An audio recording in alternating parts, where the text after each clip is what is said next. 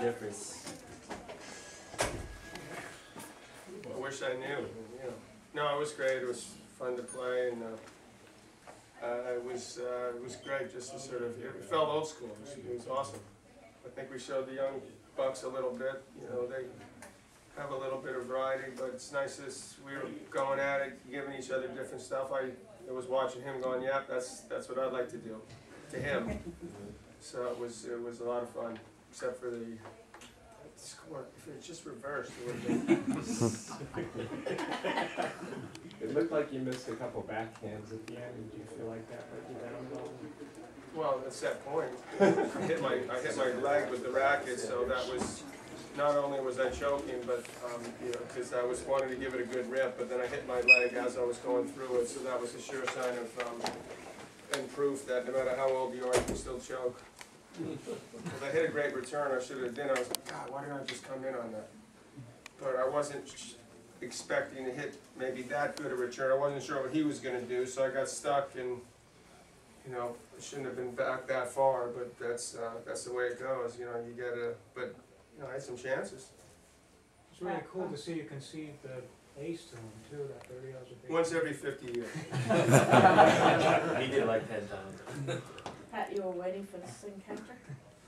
Yeah, sort of. I was sort of a bit nervous as well, you know, because you asked me, I'm the young guy on the tour, I'm supposed to beat John. And I'm out there, I'm thinking, no, I don't think I am supposed to beat him. This guy serves brilliantly. I can't really serve. All the other guys have no problems whatsoever. You can't necessarily make him play just at any sort of volley. It's got to be a tough one. And he covers the net, and then, you know, as you said, there's nothing in the match. You know, we wish he knew there's nothing. And tiebreakers are a lottery. No one knows what's going to happen in a tiebreaker. So, I don't know. I mean, yeah, it's nice to win, but it's just unreal playing someone who plays at that standard. I just sit out there laughing. Johnny says to me one time, "What are you laughing at?" And I'm just laughing because it's unreal. Unreal. Can you say a little bit about what's the draw for you guys? I mean, the top reason for being on this tour, and you know, what's different than, you know, when you were, you know, competing professionally?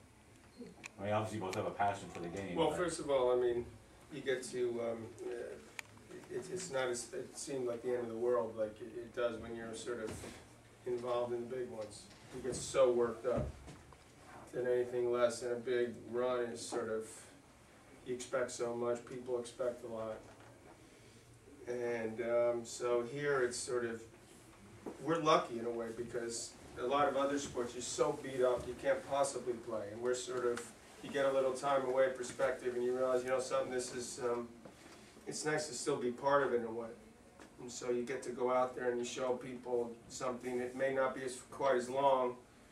It could be an hour, hour and a half instead of the best of 5, but you can still show, hey, there's still something there, people that would enjoy. And I think it's nice to sort of see it with the tournament here as well, when there's people playing. And you see that they, obviously, guys hit the ball so hard and big, but in a way it's, maybe they'll see, maybe pay to have a little more variety. But they'd be better off. What's happened to the personalities in the game? I mean, you guys seem like you're having a lot of fun out there, but also just the sort of the New York intensity against the Australian maybe affability. I mean, it really had an interesting vibe to it. Well, when you talk of personalities, you look back at their era and they had, you know, Ball, McEnroe, Connors, and then you had Becker, you know, who had a certain aura about him as well, and Edberg, but not really Edberg, I suppose, but and then after that was Andre.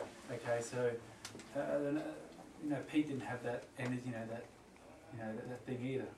I don't know. You can't try to be something you're not. The players are what they are. And it'd be great if we have another John McEnroe that comes along, because if people want to see that. I think it's fun to see that type, but I don't know.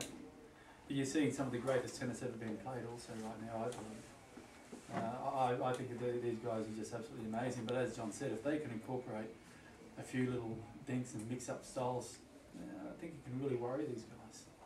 I'd love to go and sort of play one of the good guys just in one set to see what's so hard about the serve volley? Why can't you serve volley? Why you don't have to serve 130 miles an hour to serve volley? Hit your corners, John. You can't really serve. You know, and if you make him play a volley, you know, he's gonna. If he gets a bit on it, then they can't pass you.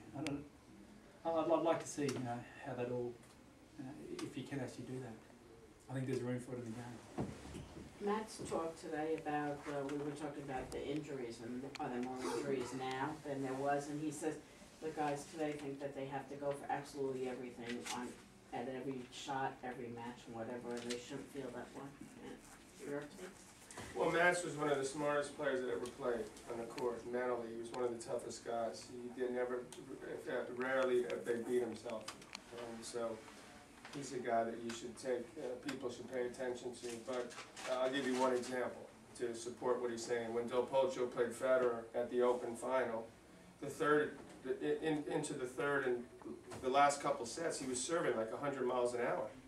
He completely just took everything off his serve and basically spun it in. But he actually threw Federer, and he sort of gave him I mean, he was reeling from whatever was going on, but he changed gears, and it sort of got him back into doing something different. And so that's, why did Nadal win the Australian? To me, it was because he did a better job volleying. There were some critical volleys at huge moments in that match against Federer. Why did Federer win the Open last year? To me, it's because he was struggling. He won the Olympic doubles. All of a sudden, he was coming to net more, and he was a different guy. He was willing to take chances. And I think that these guys, the best guys, incorporated obviously better. Why is Murray not won one?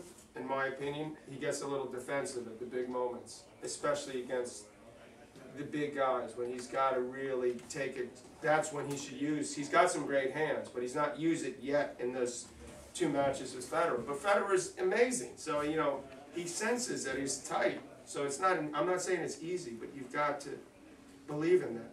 And I don't think he'll do it until he does that. But if he does, I believe he'd be capable of winning one. People say as you get older, you know, you don't lose the feel, the racket skills, the hands. But in your case, how have you been able to sustain the movement, the anticipation, the balance, and all? Is that just experience, knowing where to be, or how have you not really lost? I'm not really sure, but I mean, I consistently try to work at it as far as, you know, I try to keep my body working regularly so that I can possibly be able to. I mean, the whole time I saw that I had like obviously like a pretty favorable draw. So like the whole time to me it was like, I'm going to try to be my best. That was my goal, to be my best today. But you have to, I put out more, and like Matt's played a lot better than I thought. So that threw me a bit. But you have to work out regularly, no matter who you play, even if it's guys that aren't in great shape, like a couple of guys I played, you still have to put out because you got to play 4 days in a row. That's the tough part. You know, I'd rather play one, or, you know, play a match, take a day off, play a match. You know, that could potentially be better for me. But I try to support the tour and the idea of getting more guys out there. And in order to do that, sometimes you know, I'll pay a price. But generally, I think that the way I was taught to move has been beneficial later. You know, the way that I move, the balance. So what people don't realize now is a lot of these guys, they don't have good balance. And kids don't have good balance. And that's so important because you can change gears and move. And I've done a pretty good job of keeping that. You're starting this academy now in Randall's Island. Do you think you're going to be able to teach young players how to move the way you're We're going to find out. We're going to see if it's just sort of, I was lucky, and so I was very well taught. I'd like to think that I'm going to do a better job at that, because that is absolutely the goal, to get tennis, some excitement in tennis again in New York. Because when I grew up, there was a lot of good guys. John, would you come back here next year? Barron owns the Champions Tour.